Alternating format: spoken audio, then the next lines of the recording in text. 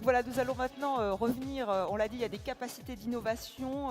Dominique Marmier les a présentées, on a parlé de ces maisons, de ces tiers-lieux, de ces maisons de service. Monsieur le ministre a rappelé qu'il comptait sur vous, sur votre force d'innovation, votre dynamisme. Et pour ce congrès national Famille Rurale, on a donc décidé de se baser sur une étude menée par l'IFOP. On en a un peu parlé avec le président de Famille Rurale, mais aussi avec monsieur le ministre.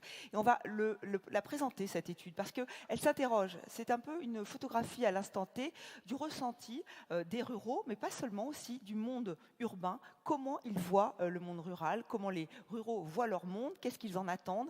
Je vais vous demander d'applaudir chaleureusement Frédéric Dabi, qui a mené cette étude pour l'IFOP.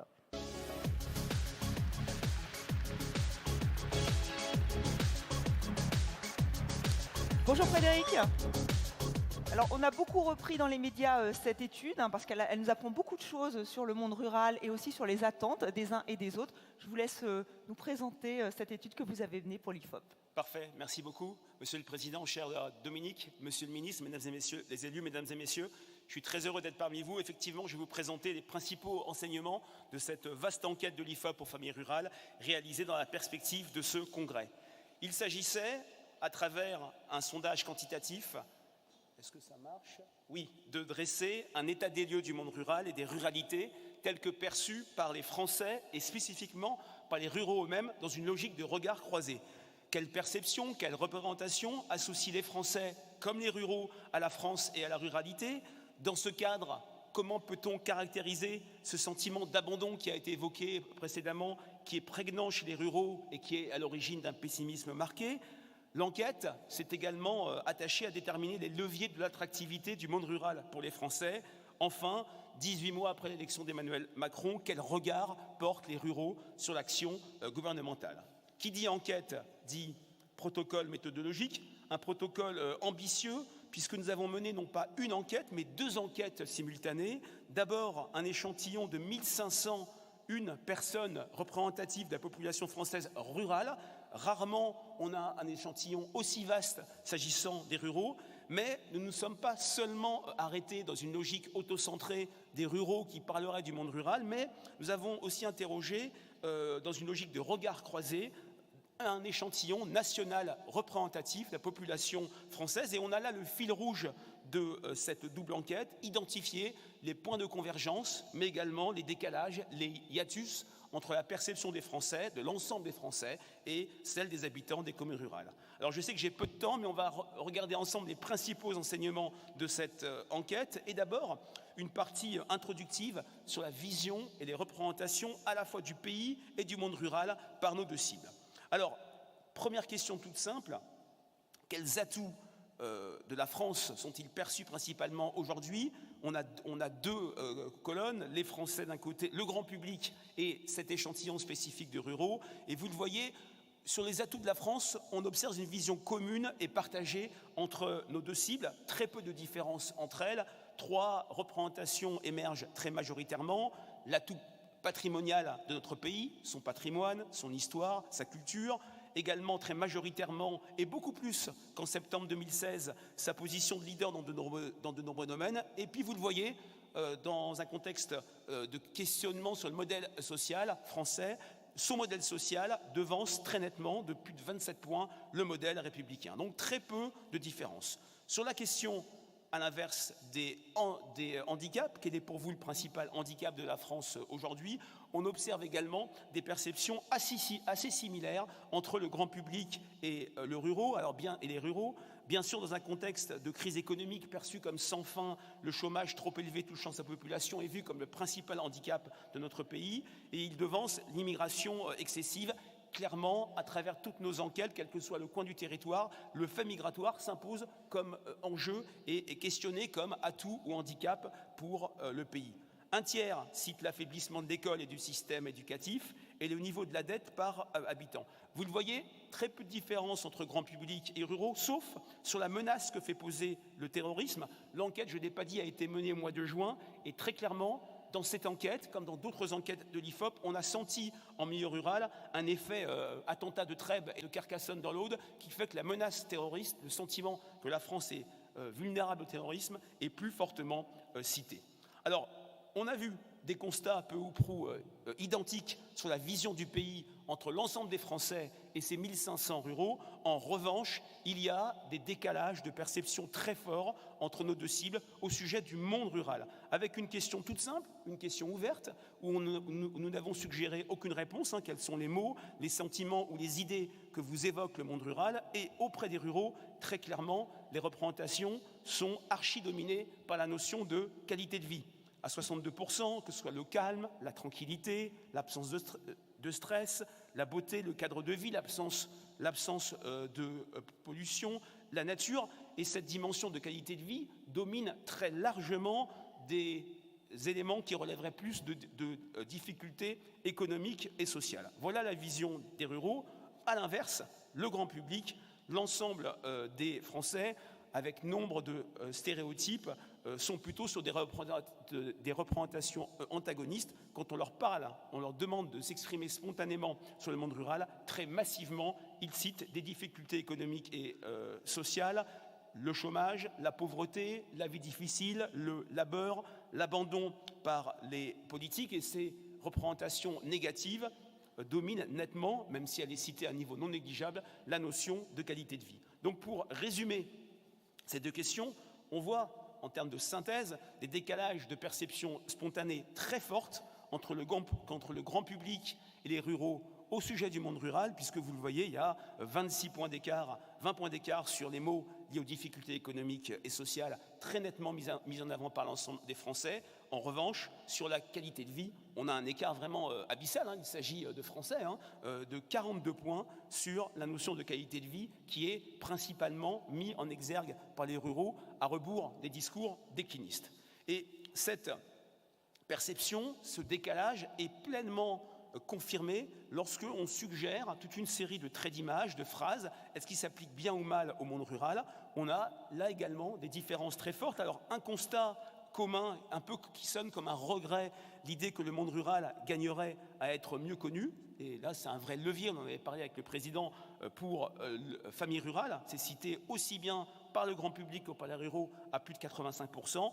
En revanche, il y a se font jour de multiples décalages de perception. Est-ce que le monde rural est agréable à vivre? 95% pour les ruraux, 72% pour l'ensemble des Français. Et puis, l'ensemble des Français met plus en avant des représentations déclinistes ou en manque de dynamisme. Est-ce que le monde rural est abandonné? 63% pour l'ensemble des Français. Est-ce qu'il est en déclin? 59%. Vous le voyez, c'est nettement moins cité par les ruraux. En revanche, les ruraux mettent beaucoup plus en avant, et c'est une des surprises de l'étude que cette enquête IFOP a pu objectiver, les ruraux mettent en avant le dynamisme, la modernité à 55% du monde rural, l'attractivité. Vous le voyez, il y a 24 points de différence entre les ruraux et les Français, et clairement, c'est un des premiers enseignements de cette étude, les ruraux croient à un avenir et un dynamisme propre, spécifique aux territoires ruraux, même si ils ont le sentiment d'abandon, et le sentiment de déclin est partagé par 43% des ruraux, et un peu comme un symbole de ce décalage entre nos deux cibles, de ces deux mondes peut-être irréconciliables. Est-ce que les territoires ruraux connaissent un renouveau? 63% des ruraux répondent par l'affirmative, 20 points de plus que l'ensemble des Français.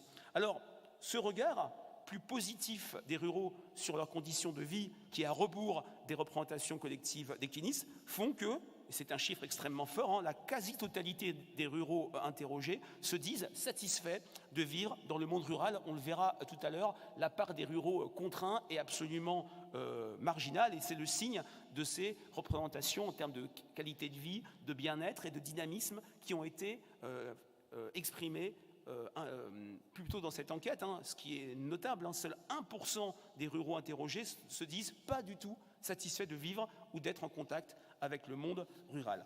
De la même manière, comparé au grand public, nous avons plus de ruraux qui se déclarent satisfaits de la position qu'ils occupent aujourd'hui dans la société française. Ils sont 3/4, 74% à répondre par l'affirmative, même si les très satisfaits ne sont que 15%, et c'est symboliquement supérieur à l'ensemble des Français, où nous avons quelques ruraux, mais aussi une très grande majorité d'urbains.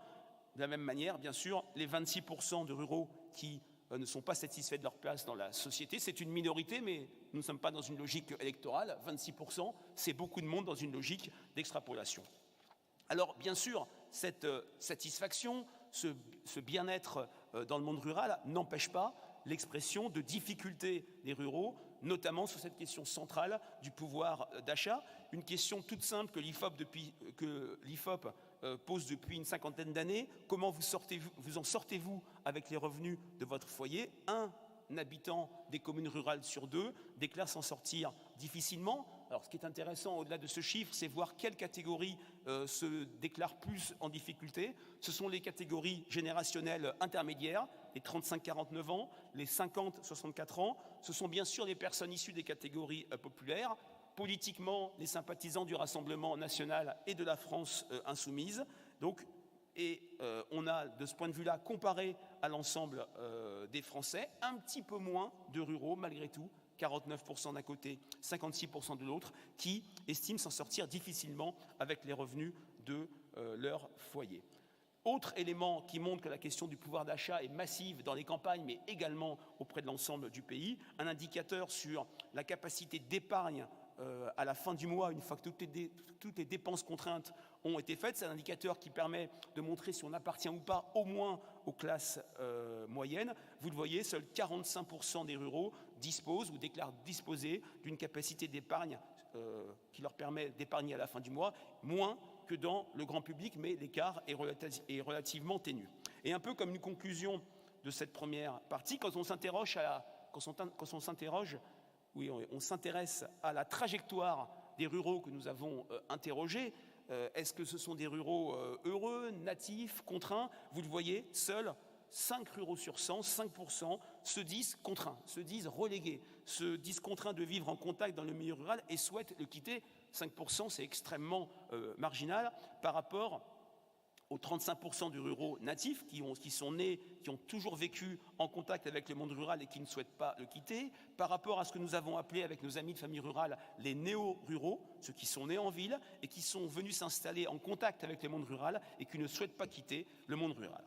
Alors, pour autant, malgré ce tableau qui montre un bon vivre à la campagne, en dépit de cette satisfaction massive des ruraux quant à leur qualité de vie, se fait jour et transparaît de manière très fréquente dans cette étude un véritable sentiment d'abandon des habitants des communes rurales par les pouvoirs publics. Alors, un premier élément, lorsque on interroge nos ruraux sur comment ils caractériseraient une France délaissée, une France abandonnée ou à deux vitesses, à quelle France pense-t-il? Très massivement, à 67%, et même 1 sur 2 répond ça comme première réponse. Pour eux, c'est la France des campagnes qui est la France délaissée et la France abandonnée, beaucoup plus que la France des banlieues. Il y a presque 30 points d'écart. Quand la même question posée récemment, c'était il y a 1 an, en septembre 2017, pour le groupe républicain à l'Assemblée nationale auprès de l'ensemble des Français, montrait des perceptions très resserrées entre la France des campagnes et la France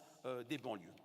Et au cœur de cette perception, de cette représentation d'une France des campagnes qui serait plus délaissée, plus abandonnée, se niche, bien sûr, ça a été dit tout à l'heure par le président, la question de la présence de l'État et des pouvoirs publics. Une question toute simple, a-t-on le sentiment que la commune où l'on réside bénéficie un peu, beaucoup, vraiment ou pas du tout de l'action et de la présence des pouvoirs publics? 57% des ruraux répondent par la négative. Ils ne sont que 36% auprès de l'ensemble des Français, moins de 15% dans les métropoles. On voit très bien là un point de clivage majeur. Et quand on croise cette question par est-ce que objectivement dans sa commune on a le sentiment qu'il y a des services publics ou pas, il y a un écart de 30 points entre les ruraux qui ont le sentiment qu'il y a des services publics, eux ils sont contents, et 80% des ruraux qui ne voient plus de services publics. On a aussi un lien en fonction de la distance au centre-ville des communes voisines. Plus on est près d'un centre-ville et plus on a le sentiment que l'État est là. C'est un des points centraux donc, de cette étude. Et plus précisément, au-delà de ce constat de l'idée que sa commune ne bénéficie pas vraiment de l'action et de la présence des pouvoirs publics, quels éléments d'amélioration dans le monde rural dans le temps? Est-ce que des choses, toute une série de thématiques se sont améliorées, se sont détériorées ou n'ont pas changé? Alors vous le voyez, il y a une amélioration majoritaire s'agissant de l'accès à Internet, s'agissant de la qualité des télécommunications et téléphones portables, mais au regard de ce que vient de dire le ministre et ce que nous vivons sur le terrain, bien sûr, on partait tellement de loin qu'on ne pouvait pas parler de détérioration. Des éléments d'amélioration sur l'aide à domicile. Par contre, par rapport à une enquête analogue faite par l'IFOP pour le service d'information du gouvernement en 2003, il y a 15 ans pile, il y a une amélioration moindre sur la sécurité, 21 points de moins, et sur les relations entre les gens. Mais surtout, cette question n'a que d'intérêt lorsqu'on la prend globalement, lorsqu'on regarde l'ensemble des items. Et là, vous le voyez, ce sont les barres en rouge. Vous voyez très bien la carte de la dégradation vécue par les ruraux, avec 5 dimensions où le sentiment que les choses se sont dégradées est absolument majoritaire, et c'est symptomatique, bien sûr, du sentiment de recul ou d'absence des services publics. La présence de commerces de proximité, ce ne sont pas des services publics, mais pour les ruraux, ça fait partie du lien social et d'une présence importante. L'accès aux services de santé, 57% de dégradation. L'accès d'une manière générale aux services publics à 58%, l'état des routes à 59% et l'emploi à 60%. On voit bien là cette cartographie du sentiment de moindre présence de l'État. Et bien sûr, ce sentiment d'abandon est à l'origine chez les ruraux, qui sont pourtant sur un bon vivre, qui voient clairement les atouts du monde rural, sont à l'origine d'un pessimisme marqué. Une question également simple, est-ce qu'on est optimiste ou pessimiste en pensant à l'avenir de la France? Le pessimisme est plus marqué chez les ruraux, 66% contre seulement 56% auprès de l'ensemble des Français. S'agissant de son propre avenir, le pessimisme des ruraux est moindre, peut-être du fait de ces atouts peu connus des territoires ruraux, mais clairement, il est supérieur, d'une part il est majoritaire, et il est supérieur comparé à l'ensemble des Français. Alors, je vous inflige de beaucoup de chiffres et je m'en excuse, mais la carte de ce pessimisme pour soi des ruraux, vous le voyez, le pessimisme croît avec l'âge. Il est très fortement indexé sur le niveau de diplôme. Moins on est diplômé et plus on va se sentir pessimiste. Il est plus fort au sein des sympathisants des partis protestataires. Le chiffre le plus important, c'est ce qui est entouré en rouge. Selon que l'on ait le sentiment d'avoir accès ou pas aux services publics, l'optimisme ou le pessimisme, c'est comme on veut, chute ou remonte de 17 points. On voit très bien le lien entre pessimisme pour la France, pessimisme pour soi et présence ou absence de l'État. Alors, troisième partie qui montre que ces perceptions de la ruralité qui sont marquées par le recul de la présence des services publics n'empêchent pas, et c'est un élément qui a été mis en avant par le président dans son discours, un potentiel d'attractivité élevé des territoires ruraux. Et c'est une surprise dans la mesure où elle repose sur leur adéquation avec les aspirations des Français en termes de qualité de vie. D'abord, sur le mode de vie idéal pour les Français, comme pour nos ruraux, très clairement, la vie à la campagne est plébiscitée par les ruraux comme par le grand public. Auprès du grand public, auprès des urbains, seuls 19% considèrent que le mode de vie idéal, c'est vivre et travailler en ville. Alors que pour 81%, on est plutôt pour travailler et vivre à la campagne, ou vivre à la campagne et travailler en ville. Chez les ruraux, c'est encore plus massif, ce qui rejoint le chiffre sur la petitesse du nombre de ruraux contraints. Pour les ruraux, seuls 6% d'entre eux considèrent que l'idéal, c'est vivre et travailler en ville. Voilà, on a très peu de ruraux relégués, si je puis dire. Et puis, un peu faisant écho à la question ouverte dont on a parlé précédemment, quelles sont les raisons principales auprès de ces ruraux, de ces 95% des ruraux qui veulent continuer à vivre ou en contact avec le monde rural?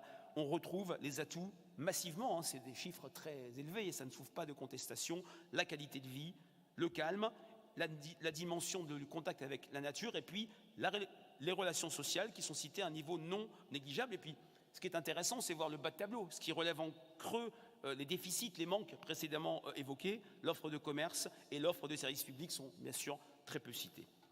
Auprès du grand public, même chose, quelles sont les motivations à l'installation de nouveaux habitants dans le monde rural? Qu'est-ce qui ferait qu'on serait prêt à aller dans le monde rural? On a une hiérarchie identique avec le triptyque qualité de vie, calme et contact avec la nature. Le souhait d'avoir des relations sociales est également cité à un niveau élevé et plus élevé que chez les ruraux.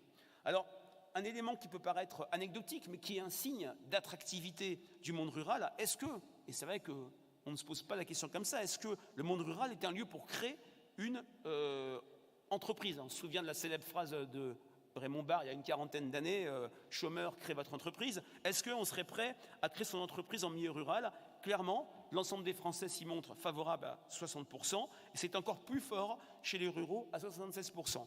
Et donc on voit qu'il y a une sorte de rupture ou de tournant avec la césure traditionnelle qui était la vie c'est la campagne et le travail, l'entreprise c'est la ville. Alors quels sont les atouts? Qu'est-ce qui inciterait à s'installer en milieu rural? Les critères sont assez éclatés, vous le voyez, mais émerge une hiérarchie. Le coût d'installation moindre qu'en ville, cité par plus d'un tiers des personnes interrogées. L'environnement calme, bien sûr. La question de la mobilité, mais le score est relativement faible. Ça montre qu'il y a vraiment un atout, un travail à faire là-dessus. Et puis, la possibilité de travailler à distance par télétravail. En revanche, quand on s'intéresse au match, si je puis dire, métropole, le ministre en parlait, commune rurale, sur pourquoi il serait plus avantageux pour une entreprise d'être implantée dans une commune rurale versus dans une métropole, on voit très bien que les avantages inconvénients sont complètement inversés. Pour la commune rurale, ce qui arrive en tête, et c'est très intéressant, c'est l'équilibre entre vie privée et vie professionnelle qui constitue de plus en plus l'atout majeur du salariat en général et de l'encadrement en particulier. La notion de qualité de vie qui est également centrale. Il y a l'idée aussi que les territoires ruraux sont un territoire où il y a des avantages réels. La qualité de la main-d'œuvre, on pouvait ne pas y penser spontanément. La possibilité de bénéficier d'aides financières ou d'exonération. En revanche, dans une métropole, les avantages sont complètement inversés. On cite plutôt la facilité à embaucher, les débouchés commerciaux. Dans les métropoles, on cite des atouts entrepreneuriaux. Pour les campagnes, on cite plutôt des atouts liés à la qualité de vie et à l'avantage de ces territoires ruraux. Alors, pour autant, cette attractivité des ruralités, et j'en aurais presque fini, est conditionnée par la présence de services publics et des solutions de mobilité qui constituent les deux mers des batailles, si je puis dire, et des deux conditions sine qua non. Quand on interroge l'ensemble des Français, ceux qui seraient prêts à quitter le monde rural, le monde urbain pour s'installer à la campagne, quels sont les freins principaux à l'installation de nouveaux habitants dans le monde rural? On retrouve tous les freins qu'on a évoqués précédemment chez les ruraux, et plus que jamais le manque de services publics, écoles, postes, hôpitaux, l'offre d'emploi insuffisante qui devance l'offre de transport, l'enjeu de la mobilité est absolument central. Clairement, le déficit en matière de services publics demeure le principal repoussoir. Alors, seulement 28% et même 11% en première citation citent une mauvaise image du monde rural. C'est une manière de montrer que les représentations et les stéréotypes tendent à reculer auprès de l'ensemble des Français. Et de la même manière, une question auprès des ruraux sur quoi faut-il agir en priorité pour préparer l'avenir du monde rural. Les attentes des ruraux, et là on n'est pas sur deux mondes irréconciliables, mais sont pleinement complémentaires, ou plutôt s'inscrivent en parfaite résonance avec ces freins que les Français avaient identifiés. Bien sûr, il y a de très nombreux exemples récents, la lutte contre la désertification médicale, et puis une fois de plus, c'est le leitmotiv de cette étude, la présence des services publics, la présence de l'État, la présence d'écoles, de collèges ou de lycées. Alors, dernière partie de cette enquête qu'on a bien sûr raccourcie, vous trouverez sur le site de Famille Rurale l'ensemble des résultats de ce vaste dispositif. Quel regard des ruraux sur l'action gouvernementale? On ne s'est pas attaché à être sur une logique sondagière de poser la cote de popularité du président et du Premier ministre, voire des ministres, mais seulement est-ce que toute une série de mesures prises par le gouvernement depuis 18 mois sont plutôt perçues comme allant dans le bon sens ou dans le mauvais sens? Et là, vous le voyez, les décalages sont relativement faibles entre le grand public et les ruraux. L'interdiction du glyphosate en France d'ici 3 ans, sachant que, on va se parler franchement, il y a un vrai doute depuis que l'enquête a été réalisée auprès des Français sur la capacité du gouvernement à tenir son engagement là-dessus, et ça a été à l'origine du recul de popularité à la rentrée du président de la République. La suppression d'une partie de la taxe d'habitation, peu de différence sur les grandes réformes depuis le début du quinquennat, réforme de l'assurance de la SNCF, réforme de l'assurance chômage. En revanche, il y a une mesure, on le sait, qui a cristallisé le rejet de l'ensemble des Français et spécifiquement des habitants des communes rurales, c'est cette réduction de la limitation de vitesse maximale sur les routes départementales de 90 à 80 km/h. Sachant que, je vais peut-être aller contre ces différents applaudissements, quand l'IFOP travaille sur les mesures de sécurité routière, systématiquement elles sont jugées inutiles, repoussées. Je parle du permis à points, de la ceinture de sécurité à l'arrière. Et puis quand le gouvernement et les pouvoirs publics montrent que ces politiques donnent des résultats, et n'oublions pas que la sécurité routière, c'est la politique publique qui donne les meilleurs résultats depuis 15 ans, l'opinion tend non pas à se retourner, mais à avoir un regard moins sévère sur la mesure mise en place. On le verra un peu plus tard. Alors, dernière question, concernant plus spécifiquement les mesures engagées spécifiquement pour la ruralité, elles se sont jugées utiles ou inutiles? Est-ce qu'il y a un potentiel de légitimité? Ce qui est intéressant, c'est qu'auprès des ruraux, toutes sont jugées utiles avec une hiérarchie. C'est d'abord tout ce qui permet de montrer la présence de l'État, les maisons ou pôles de santé, bien sûr la couverture numérique ou de téléphonie mobile, on a des scores extrêmement élevés, 59% de tout à fait utiles, les maisons de services au public, seules les écoles numériques rurales, peut-être parce que ce n'est pas très précis pour les gens, bénéficient d'une légitimité moindre. Voilà ce qu'on pouvait dire donc, de cette enquête IFOP pour familles rurales. Alors, je ne vais pas rappeler l'enquête, mais il y a 3 points qui me paraissent absolument marquants.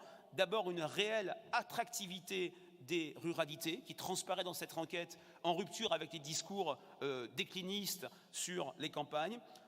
Deuxièmement, un bon vivre exprimé par les ruraux. Ce ne sont pas des ruraux contraints ou relégués. Seuls 6% d'entre eux voudraient quitter le monde rural, mais ça n'empêche pas l'expression de ce sentiment d'abandon qui est à l'origine du pessimisme. Et on voit bien dans l'étude, l'abandon est directement corrélé à l'absence ou du moins le recul de la présence de l'État à travers les services publics. Et puis on voit du côté de l'ensemble des Français, donc des urbains, une envie de campagne, une certaine attractivité malgré la persistance de stéréotypes. Et c'est le travail des familles rurales et d'autres associations de faire savoir la bonne parole pour essayer de faire changer le regard de l'ensemble des Français. Je vous remercie.